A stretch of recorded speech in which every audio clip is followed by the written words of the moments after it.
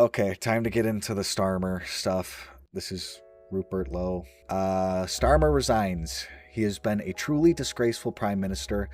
I do not believe him to be a good man or a patriot. He has deliberately and rapidly accelerated the destruction of our Britain, of our home. History will not remember him kindly, nor should it. I sat in Parliament looking him in the eye, listening to him attempting to justify his decision to block a national inquiry into the mass rape of young British girls.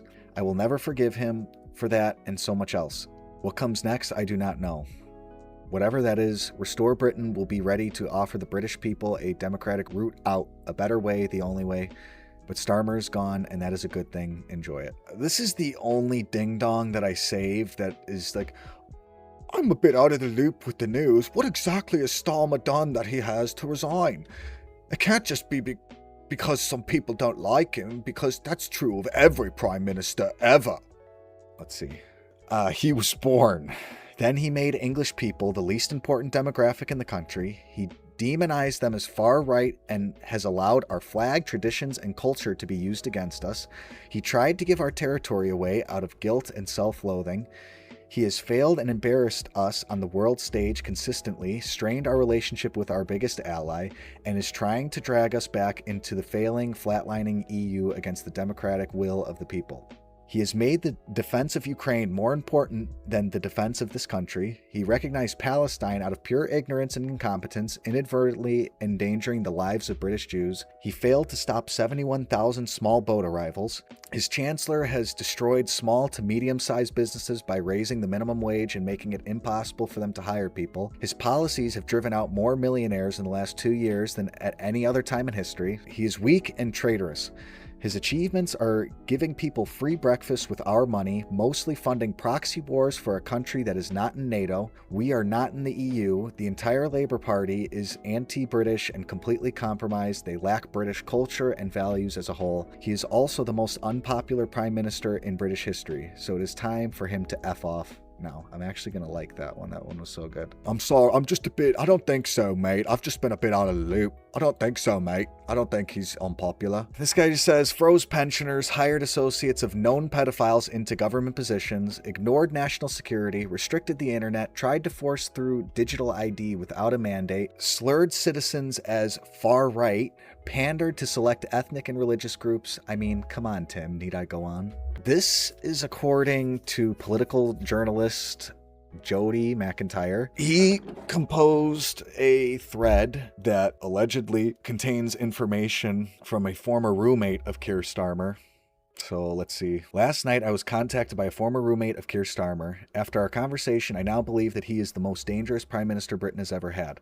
Here's what he told me. My source lived with Starmer whilst attending Oxford University in the 1980s. At the time, Starmer was involved with the Militant Tendency, an authoritarian Marxist group with the Labour Party, even inviting expelled Liverpool councillor Derek Hatton to give a speech. However, my source claims that he found it surprisingly easy to recruit Starmer to his own Trotskyist group, which was credibly rumored to be financed by Libyan leader Gaddafi. Starmer's former roommate explained that undercover police officers were around Kier from a young age.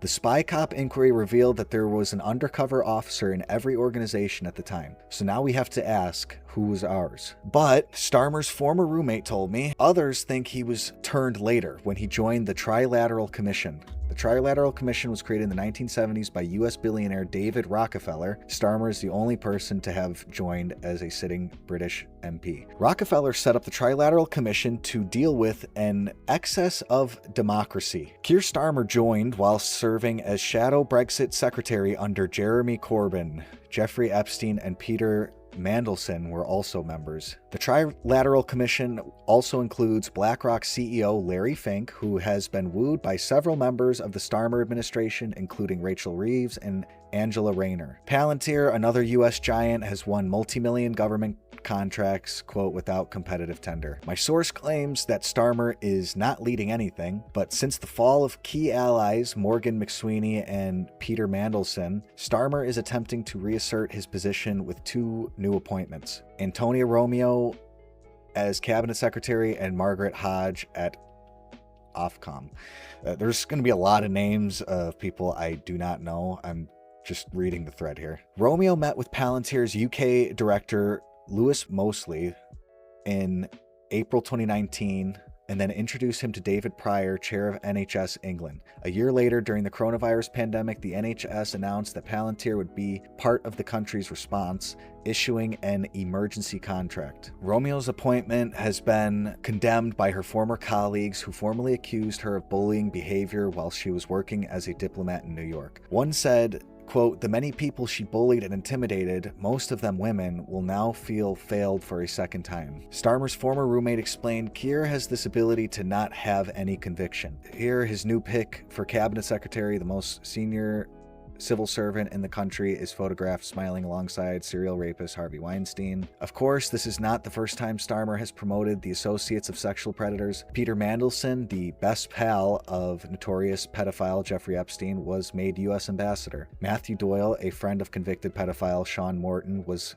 given a life peerage. In September 2021, Kier Starmer said that he couldn't believe that 98% of sexual assault cases did not lead to charges and that the figure must change.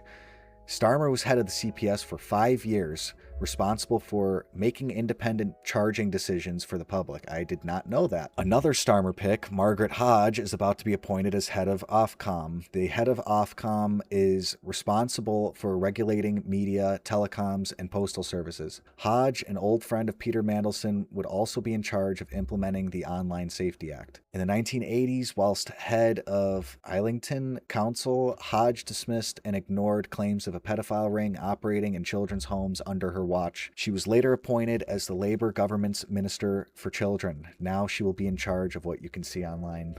Morgan McSweeney's 2008-10 campaign to get Hodge reelected for Labour was supported by Hope Not Hate. In 2022, Hope Not Hate's political advisor Lyron Velleman gave evidence at the committee stage at the Online Safety Bill. He is now a convicted pedophile. Starmer is battling to survive the fallout from his appointment of Epstein informant Peter Mandelson as U.S. ambassador. Starmer made Kevin Jones a Labour peer and then appointed him to the Intelligence and Security Committee. Jones will decide which Mandelson files are released. The British Prime Minister is a danger to the country, but he does not have long left in power. Read full investigation at Jody McIntyre on X. So we know all this with the 250,000 British girls and all the graphic, disgusting details, but I saved this post because of this. That this is where the story leads straight to Kier Starmer. Between 2008 and 2013, he was the Director of Public Prosecutions and head of the Crown Prosecution Service, the agency that decides which cases to pursue.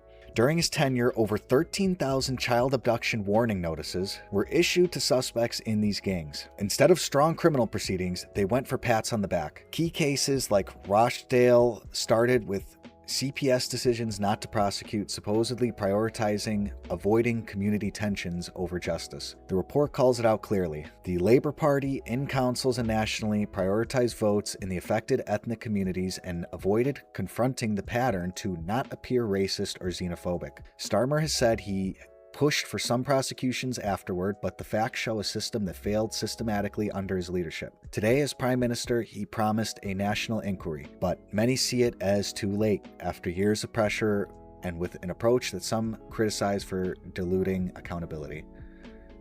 Too late indeed. Valentina Gomez, she says Kier won't stop Muslims from raping little girls, but he will stop them from posting about it on social media. In England, you can pay a $30 fine to the courts for raping a little girl and get away with it. But if you post a meme against the government, you'll get sent to prison. Starmer, you're the biggest pedophile protector in history.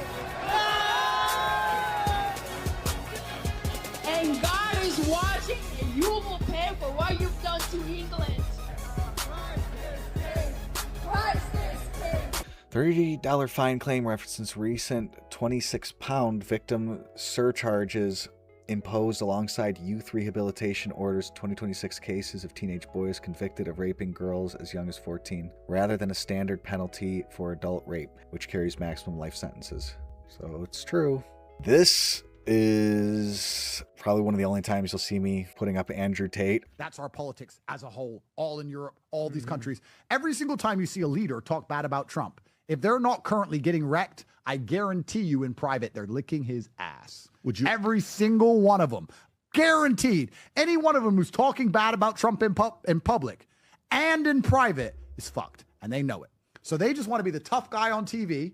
And the second the phone call's private, like Kier, he's like, I like Kier. Kier's all right. He's liberal, but he's all right. I like his vision. Of course you do. He signed the fucking contract. Of course you. He bent over. Of course you do. Fucking Kier. What's Kier going to do to Trump? Sit there and what? What's he going to say? No?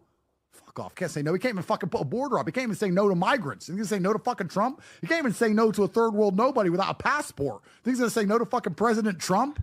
Fuck no. Trump has every single one of these clowns exactly where they belong. All of them.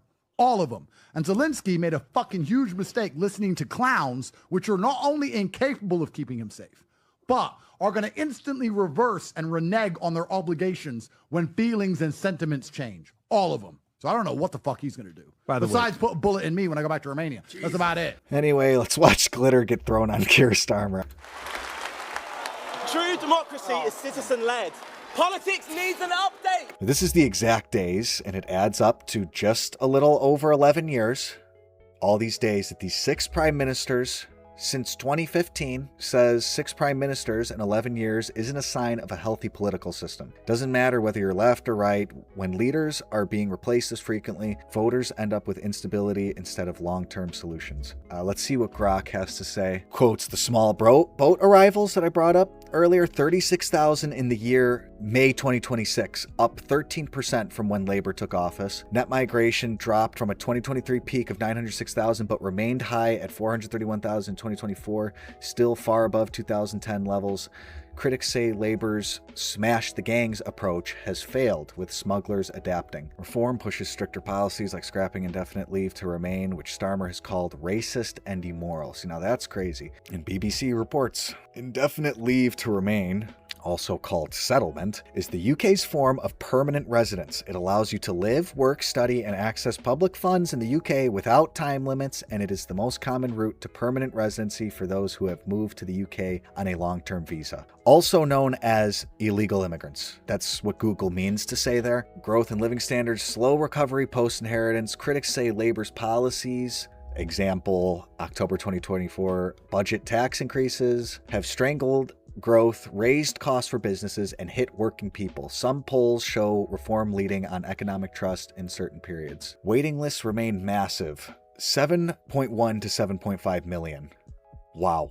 With long A&E waits and cancer targets missed for years. A&E performance far below 95% target, 61% seen within 4 hours. Conservatives reform argue Labor has not delivered the national renewal promised, with services creaking amid fiscal constraints. Now, we're going to do a little tangent about who's replacing Starmer. This person says, serious question, once Kier Starmer resigns, will he just be replaced by some equally pathetic, retarded wanker? If Starmer resigns and Burnham is dropped into the prime minister's position, it is like shitting your pants and changing your shirt. Saying yes, likely Andy Burnham, who is a World Economic Forum owned puppet just like Kier to continue the destruction of the UK.